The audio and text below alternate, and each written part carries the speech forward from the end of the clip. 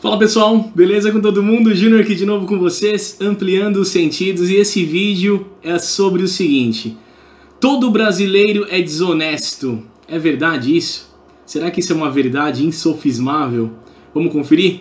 Nosso vídeo está começando.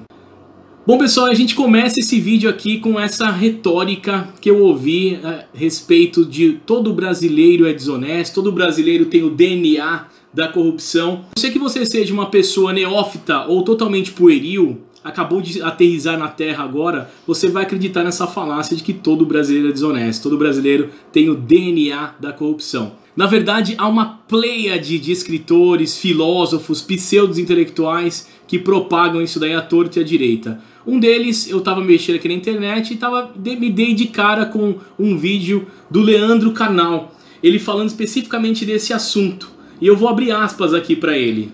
A corrupção é parte estrutural da sociedade. A corrupção é histórica, estrutural e não é do governo. As pessoas que estavam andando no acostamento também estavam reclamando do governo. A corrupção é um mal social e coletivo. Eu vejo corrupção no trânsito e no dia a dia. Corrupção é histórica, é estrutural e ela não é do governo. Ela pertence a uma interpretação ética bastante difundida na sociedade e que envolve desde andar no acostamento, vim hoje da Unicamp, observando que as pessoas que estavam em grande quantidade no acostamento deviam estar reclamando da corrupção do governo. Ou seja, nós temos uma diluição da ética, no sentido aristotélico do termo, que é bastante grave no Brasil, e a corrupção é, como diria o Barão de Tararé, a negociata, é o bom negócio para o qual não me convidaram. Quando ele fala em diluição da corrupção, ele literalmente está pegando toda a responsabilidade que políticos têm de cuidar do dinheiro público, dinheiro dos pagadores de impostos. Ele pega toda essa responsabilidade e ele dilui entre todos os pagadores de impostos, que segundo ele são corruptos tanto quanto esses políticos. Notem agora isso aqui, ó.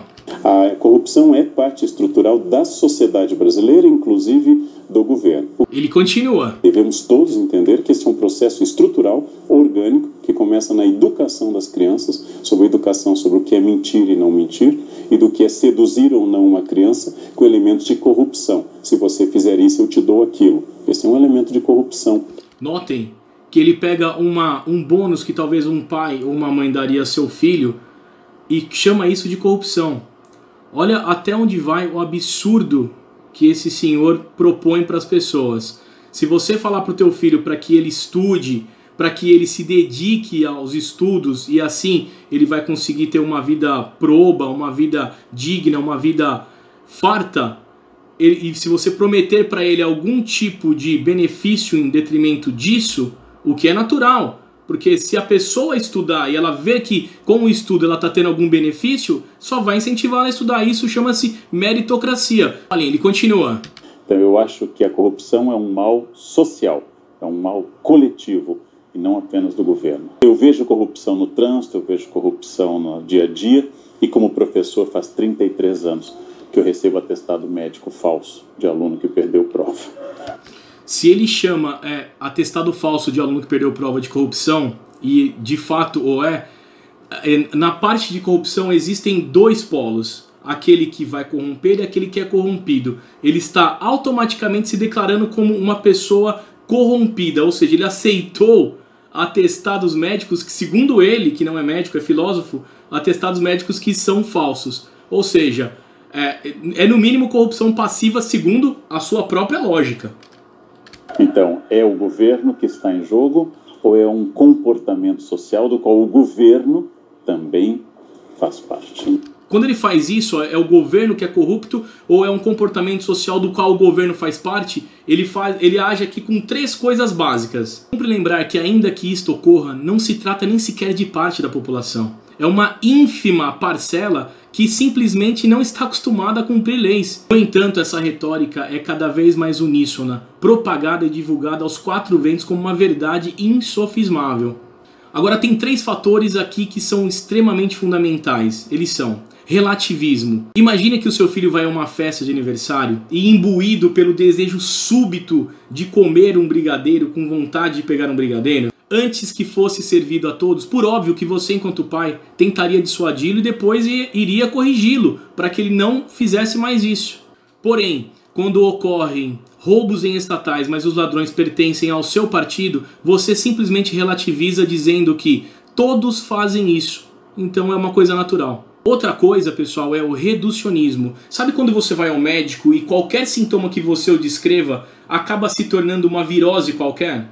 Isto é, não importa principalmente se é ou não grave. É o que se faz quando se pega alguém furando a fila da padaria e se coloca no mesmo patamar moral e ético de quem é encontrado em seu apartamento com milhões de dinheiro solapado dos cofres públicos. E também tem o eufemismo, que são aquelas palavras que as pessoas tentam evitar para suavizar, atenuar, minimizar algum efeito ou alguma situação.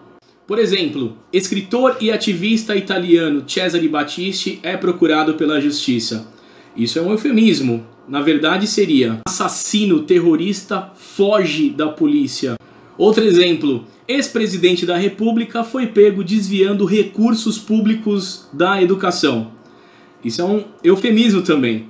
A notícia correta seria: ladrão foi pego roubando dinheiro dos pagadores de impostos que seriam destinados às escolas e os seus respectivos alunos. Agora imagine essa situação.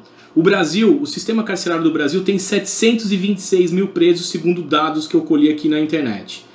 Ou seja, é 0,3% da população. Nós hoje estamos com aproximadamente 214 milhões de habitantes. Se nós tivéssemos essa população carcerária multiplicada por 3, ou seja, se nós triplicássemos a população carcerária, ainda assim não chegaria a 1% da população. 1 em cada 100 caso triplicássemos. É a terceira população carcerária do planeta, o Brasil. De verdade, se vivêssemos entre pessoas desonestas, não conseguiríamos andar e caminhar um quarteirão sem ser vilipendiado, assaltado, roubado, furtado por qualquer pessoa que nos encontrasse.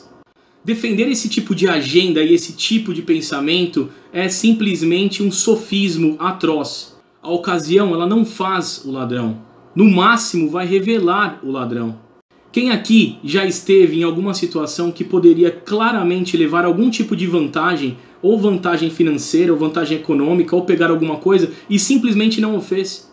Não por falta de oportunidade, mas simplesmente por princípios éticos e valores morais. Ah, mas mexer com dinheiro é complicado. Será mesmo? Quantos bancários você conhece? Operadores de caixa de supermercado? Pessoas que lidam com dinheiro alheio a todo momento você conhece? Isso é o suficiente para que elas subtraiam? Olha o eufemismo aí. Isso é o bastante para que elas possam roubar esse dinheiro das pessoas? As pessoas cometerem crimes, segundo o Código Nacional de Trânsito, não as equipara com ladrões que roubam dinheiro dos pagadores de impostos. Quando menos, tem de pagar a multa referente à sua infração. Ocorre que a ignorância de pensar que as pessoas em sua maioria são desonestas, simplesmente, além de ofender aquelas que não são, desestimula aquelas que são. Eu sempre uso para esses casos o exemplo do meu trabalho. Também é um emprego público, eu lido com coisas públicas e eu nunca vi ninguém carregando uma impressora, ninguém roubando um grampeador ou uma carteira, ninguém fazendo qualquer tipo de coisa que estivesse listado no Código Penal. Isso é tão serviço público quanto ser diretor ou gerente de uma estatal. Uma pessoa eleita para lidar com finanças e orçamentos do dinheiro público. Comparar uma pessoa que para em fila dupla ou fura fila no banco, pisa na grama ou não devolve o troco errado, não é a mesma coisa que assaltar os cofres públicos ou engendrar planos de perpetuação no poder para continuar assaltando os cofres públicos. Quem reduz esse assunto colocando tudo no mesmo pacote simplesmente está agindo com desonestidade intelectual. Quando há um relativismo de pessoas que cometem equívocos tão ínfimos quanto o soluçar de uma borboleta em detrimento de outras que pilham o Estado, amealham dinheiro público em seus apartamentos, lavam dinheiro em propriedades alheias, corrompem e são corrompidos, não há outra atitude a se fazer senão dizer: você está agindo com desonestidade intelectual. Dizer que não se pode reclamar dos políticos ladrões por conta de que todas as pessoas cometem, ainda que pequenas, mas ainda assim corrupções, é simplesmente um discurso pueril e anacrônico. Imagine que você, por falta de dinheiro ou por falta de oportunidade de trabalho, decidisse roubar algo de alguém ou então assaltar um banco. Isso nada mais é do que um tapa, um soco na cara do cidadão de bem que acorda todo dia cedo para poder trabalhar, para poder buscar alimento para sua casa e, quando menos, para procurar trabalho. Bom, galera, se você gostou desse vídeo, por favor, acompanhou até aqui, deixa um joinha, se inscreva no canal, ative os sininhos para você receber as notificações futuras e vamos com tudo. Júnior, com vocês, ampliando os sentidos.